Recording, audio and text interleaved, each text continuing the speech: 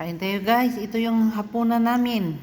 Kagabi, 1 meter na pizza. Ito naman na ngayon ay McDonald's. Yung alaga namin nagbili. Si Hamud. Ayan oh.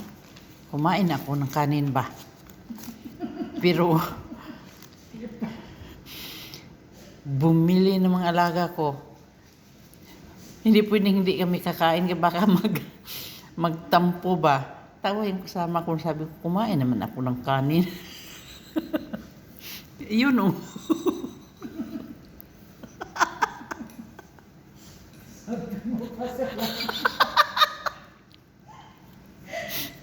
Tawa siya kasi sinabi ko raw sa live.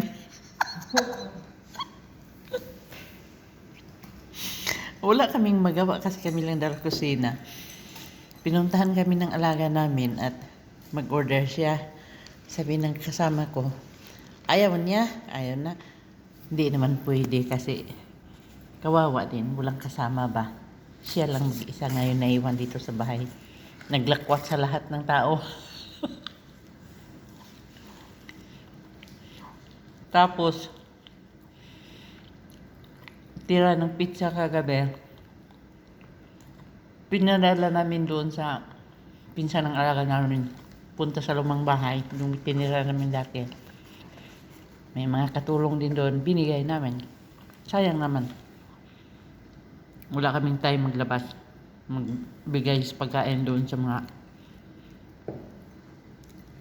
trabahante sa mga building at mainit masyado.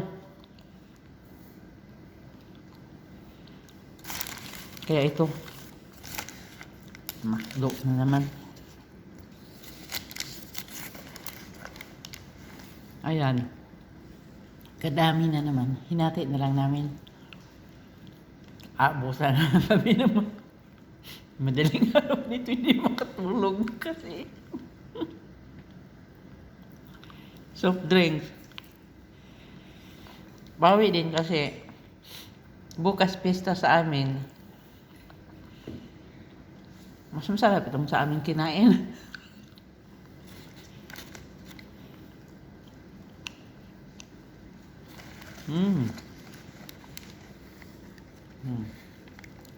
Price. Hindi na kasi masarap mabukasan kaya.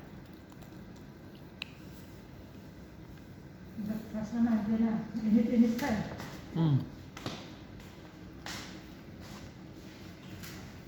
Ganito sila. Mahilig mag-order. Kagabi ang dami talaga. Sayang man. Kaninang umaga, yung tira ng pizza kagabi, kadami yun. Bawasan na ilang piraso. Dali-dali kong binalot sa foil at hinago. Kasi pag napasok sa kusina yung amo naming lalaki, basura ang puntahan. Basura niya yun. Kawawa naman. Kaya pag may natirang pagkain sa gabi, ganyan, dali-dali namin binabalot. Bibigay sa mga iniipon namin. Bigay sa tagabalis. Yung mga trabahante na mga ibang lahi din. Sa building, binibigay namin. Ay mainit masyado kahit gabi ka summer na. May bisita dito, yung pinsan nila kahapon dito, agagabi dito natulog, kaya umuwi na. Pinadala ko na naman doon sa lumang bahay. Dami yun. May cake, pizza, may sweets, halo-halo.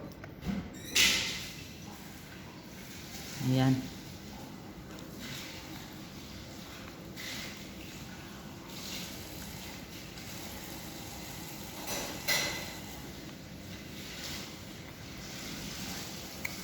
Pero hindi ko na maubos eh.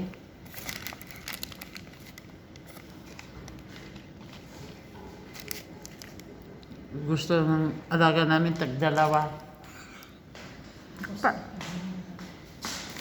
Paano namin maubos yung tagdalawa na? Tag-isa lang nga hindi maubos. Mm. XL pa tong ano, rice.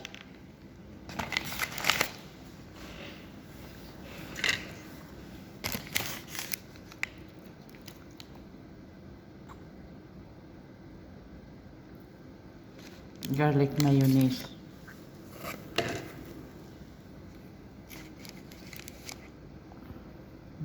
Yan pa. Sweet chili sauce. Hindi ko nabuksan yan. Meron pang ketchup.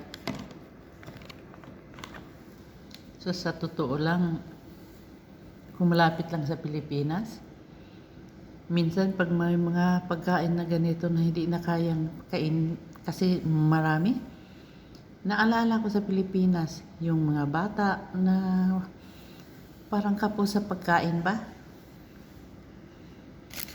Pero wala akong magagawa, malayo.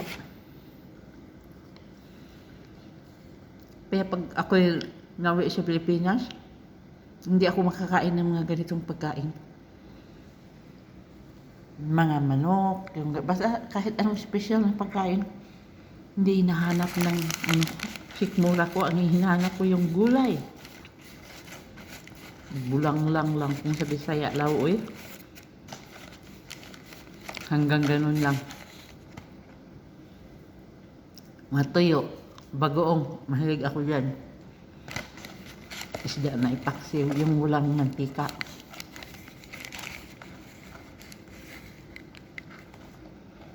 Pag dito, kaya dito, tumataba talaga yung tao at mawala yung view ng katawan mo kasi sa pagkain nila halos gisado lahat. Mabuti na lang nga kami.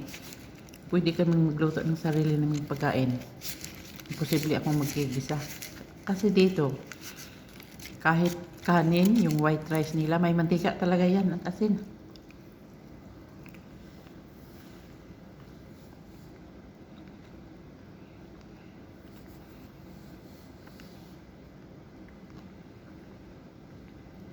So guys, hanggang dito lang, hindi ko pa nabawasan yung hamburger ko. Hanggang dito lang, pinapalaway ko lang kayo. So salamat. Bye bye.